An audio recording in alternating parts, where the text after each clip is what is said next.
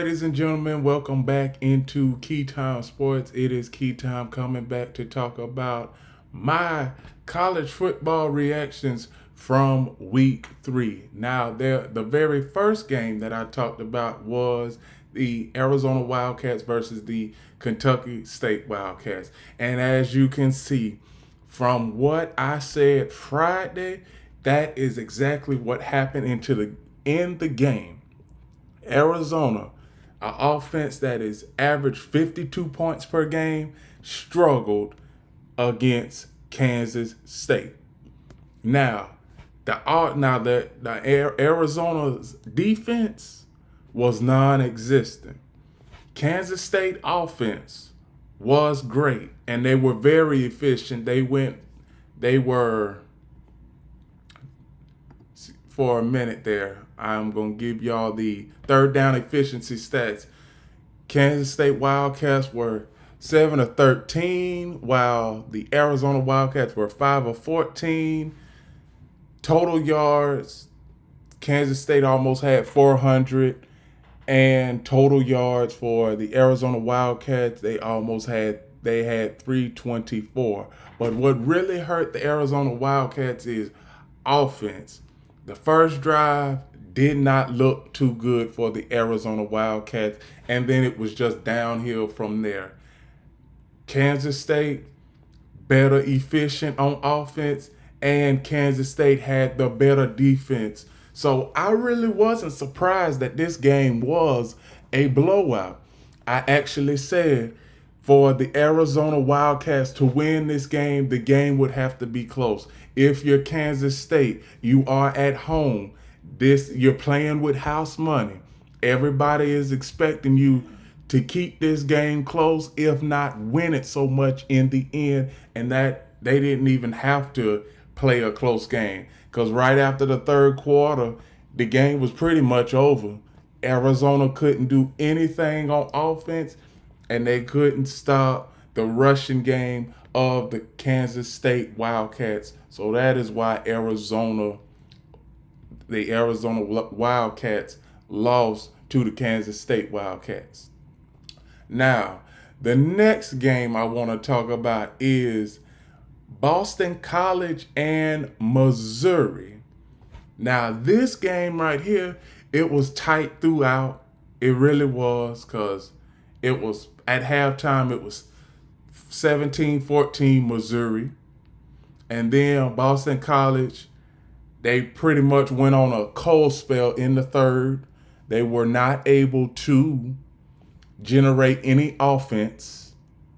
They were not able to generate any offense in the third. And then in the fourth quarter, they scored a touchdown, pretty much brought the margin close. But this is a different type of Boston College Eagles team, because this is not the same Boston College team that'll just come into a game, lay low, and you beat them by 25, 30 points. Nope. This is a team that will be a tough outing for anybody for the rest of the season. We already saw what they did to the Florida State Seminoles. And now we see what they now they could have potentially won this game. What hurt Boston College was 2 turnovers and another thing as far as being non-efficient on third down, 4 of 12 on third down.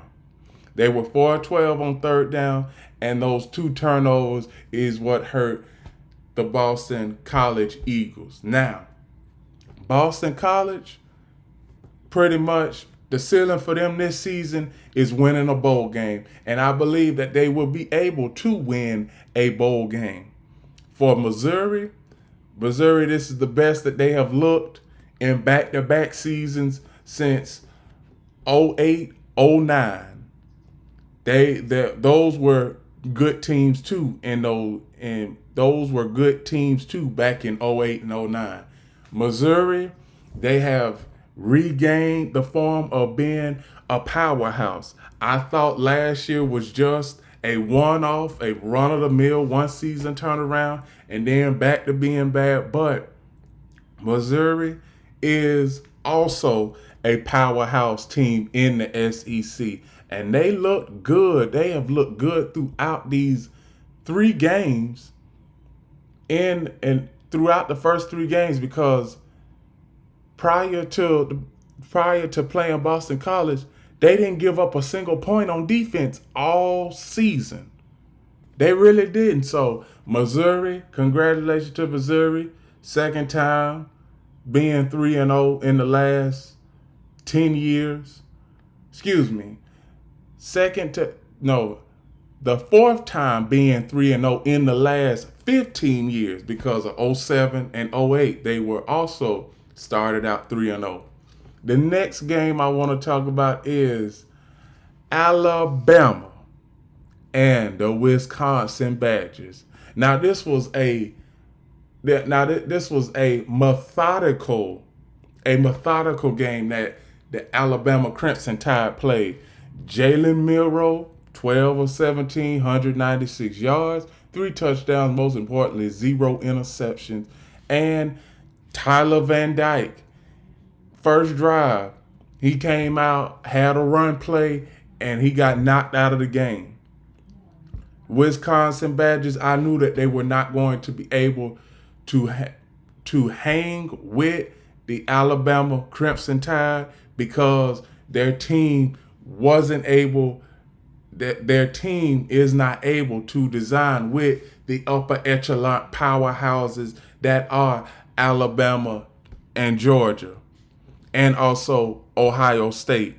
So, or even Texas. Wisconsin wouldn't even be able to hang with Texas if they played Texas. So, but back to what I was saying. Alabama, really, first quarter, they didn't look too great, but what they did in the second and third quarter, they basically won the game in the second and third quarter, because they had 4 offensive drives, 2 in the second quarter, 2 in the third quarter, and that is what basically won the game. So now, credit. The Wisconsin Badgers wouldn't have won this game with Tyler Van Dyke at the starting quarterback position, because when it comes to the Wisconsin Badgers, when it comes to them, they really didn't do much. When you see as far as their team statistics, third down, Wisconsin was 3 of 14. Alabama was 8 of 14 on third down. Alabama cracked over 400 yards of total offense, while Wisconsin barely cracked 290. So when it comes to this game, this was a mismatch when I first seen it last week. All throughout last week, as I was looking and hearing other people talk about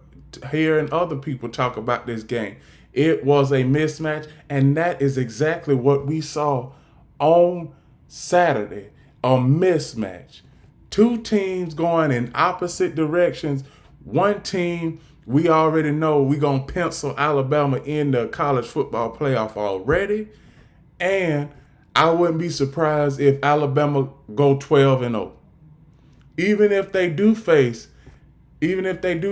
Georgia or Texas in the SEC championship, I believe that Alabama would have a good shot at beating both of those teams in the SEC championship. Now, not this weekend coming up, but the following weekend, we get to see Alabama versus Georgia, and we will see how these 2 teams mesh and how these 2 teams measure up to one another. The next game I want to talk about is Colorado Buffaloes versus Colorado State. This basically was a game where, both teams, as far as third down efficiency, they didn't do much, but Shedeur Sanders had a good game. He had a good game, and he threw the ball 36. He was 36 of 49, 310 yards, 4 touchdowns, while Braden Fowler Nikolsky was 22, 39, 200, 9 yards, 0 touchdowns, and 2 interceptions. Now this is the type of game that I had been wanting to see out of Colorado. This is what they should have displayed versus the Nebraska Cornhuskers. But hey, taking baby steps. Everybody was saying after the Nebraska game, what does Colorado do? What is their identity? That's the only time that anybody mentions that word identity is when a team is losing. But when they winning, you do not hear the word identity come up in any of these shows or topics on ESPN and other things, on ESPN and otherwise. Colorado.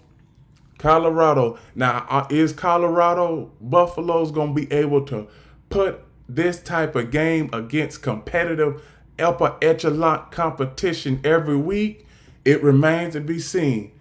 This coming Saturday, the Colorado Buffaloes have Baylor. So we going to see, are they able to neutralize a top-notch offense in Baylor? Now, credit, Colorado State was not a top-notch offense.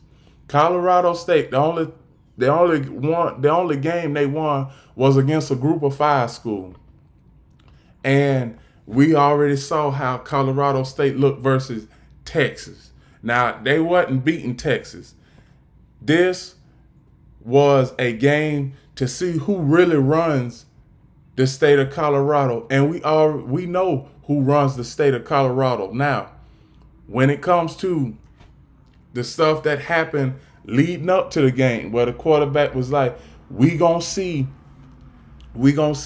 how many Instagram followers, TikTok followers, and all that other stuff. We gonna see how many followers that it can get the Colorado Buffaloes. We'll see how many followers, how far that'll get them. Well, they came into your crib, Colorado State. The Buffaloes came into your crib and just straight up beat you down. Outside of those 2 drives in the first quarter and 1 in the fourth quarter, you really ain't do too much. And really, Colorado State isn't on the same level as the Colorado Buffaloes. And the quarterback for Colorado State, he should have known that. But I know this is just build up from last year. But it really wasn't no dogfight. It really wasn't, because Colorado Buffaloes, they basically dominated from start to finish. Colorado State was 4 of 15 on third down, and they were 0 of 2 on third down. They really were. So, Colorado State, we don't need to hear nothing else from you. Congratulations on the Colorado Buffaloes. Coach Prime said that he wanted to work and to get this team to the championship, the Big 12 championship. And with wins like this against competitive competition, no matter who it is, win the games that you are supposed to win, and you will be in Dallas, Texas, playing in the Big 12 championship game come December. Now, I am going to shift gears here a little bit. I usually just do 3 or 4 games and then I'm done. But this last game, it was really on my mind. It really just stuck to me in my mind. And that is the previous number 1 Georgia Bulldogs, who are now number 2, facing the Kentucky Wildcats. There's a lot of stuff I want to talk about this game. Talk about how Georgia's ineptitude on offense basically almost lost them the game, and to Kentucky's mismanagement usage of the clock. So I looked at this whole game. I wasn't going to look at this entire game, but I'm happy that I did, because when you see what the Georgia Bulldogs did, the offense really looked atrocious. It really did, because Carson Beck, 15 of 24, 160 yards, 0 touchdowns. He didn't turn the ball over. But the Georgia offense fumbled the ball twice, and they were lucky to recover both fumbles. But when it comes to the Georgia Bulldogs, there was some glaring problems that I saw Saturday night in Lexington, Kentucky.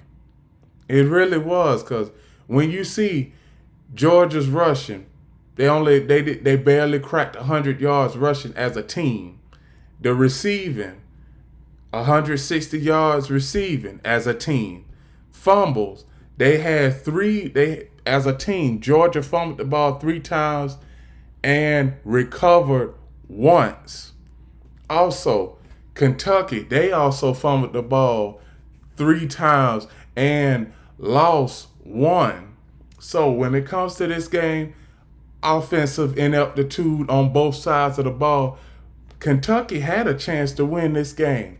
But where a lot of football viewers, myself, and anybody else that watched this game, Kentucky, everybody needs to be upset at Kentucky right now. And I was upset at Kentucky because they didn't do what they were supposed to do late in the fourth quarter. So I just want everybody to, and if you haven't saw that full sequence, go look at the highlights. So Kentucky has the ball with about 3 minutes left in the game, and it's 2nd down and 7. So, 2nd down and 7 at the 42-yard line. At the 47-yard line. It is 2nd and 7 at the 47-yard line. You have the ball with a running clock. Georgia only has 1 timeout left. What they started to do in that drive is run the ball, and Georgia, they could not stop the run. And then when they got to the 47-yard line, 2nd and 7, if you get 15 more yards, you are in field goal range. You basically in field goal range already, because the Kentucky kicker made a 55-yard field goal earlier in the game. So Kentucky has the ball with about 3 minutes left right in there. They on the 47-yard line, and this is a 1-point deficit. So 47-yard line, a 1-point deficit. You have a running clock. Georgia only had 1 timeout remaining, and you could have ran the clock out, got it down to 3 seconds, and kicked the game-winning field goal. But when you saw what they did on 2nd down. On 2nd down, they took the ball, went back to pass, and lost 1 yard. So 3rd and 8. It's a passing down. What they should have did on 3rd and 8 was run the ball, then get their stuff prepared for 4th down, because obviously, I'm saying to myself, it was 4 down territory, and that's what the announcers were saying too, that this is 4th down territory for the Kentucky Wildcats. So 3rd down, you go back to pass, ain't get nothing. Georgia, they didn't have to use their timeout. Then 4th down. On 4th down, you punt. Why in the world would you punt on 4th down under 3 minutes left in the game, knowing that there's a possibility that you'll get the ball back with under 30 seconds left, which they did. They got the ball back with under 9 seconds left. But when it comes to Mark Stoops, you got to look at yourself in the mirror. You are on the 47-yard line. It's 2nd and 7. You down 1 point. with a running clock. Georgia only has one timeout left. All you have to do is run the ball up the middle because Georgia was not able to stop the run all night. You run the ball once, twice, you get it down to under 15 seconds left, you kick the field goal, and you upset the number one team in the country. That's what should have happened. But Kentucky, Mark Stoops, he was like, here's what we're gonna do. We're gonna go back to pass, throw the ball on third down. Then if we can't get it on third down, punt the ball back, see if we can use our timeouts, get enough time, and you only had 9 seconds left. So as far as Kentucky fans, Kentucky alumni, the Kentucky coaching staff, y'all got to look at Mark Stoops, and plus you got to look at the offensive coordinator. So Mark Stoops and the offensive coordinator, everybody need to ask Mark Stoops and the offensive coordinator for Kentucky, what was they thinking when it was 2nd and 7? Because obviously they didn't call the right play. And you know it was a no-brainer in that situation to run the ball. They wasn't able to stop the Georgia Bulldogs. They wasn't able to stop the run all night. They wasn't able to stop it all night because when you see this, you saw the first time in 25 games where the Georgia Bulldogs gave up over 100 yards rushing, and y'all was at 170 yards rushing. So they wasn't able to stop the running game. You should have stayed with the run game, Kentucky, but you didn't, and that is ultimately why you lost the game. That is why you lost the game. And Georgia, you dodged a speeding bullet because Georgia, all the Georgia fans out there, you were supposed to lose this game. This was a game you were supposed to lose because the offense did not do anything outside of the one touchdown drive that Travis Etienne made. You didn't do nothing. You were supposed to lose this game. But Mark Stoops and the offensive coordinator for Kentucky, y'all need to look at yourself in the mirror, and y'all need to say that I did not call a great game because you didn't. And with that, those are my reactions from week 3 of the 2024 college football season. Please like, comment, share, subscribe, click the notification bell to get notified of all of my reaction videos and other content, and also follow Key City Sports on TikTok. And remember one last thing, the key is always on time.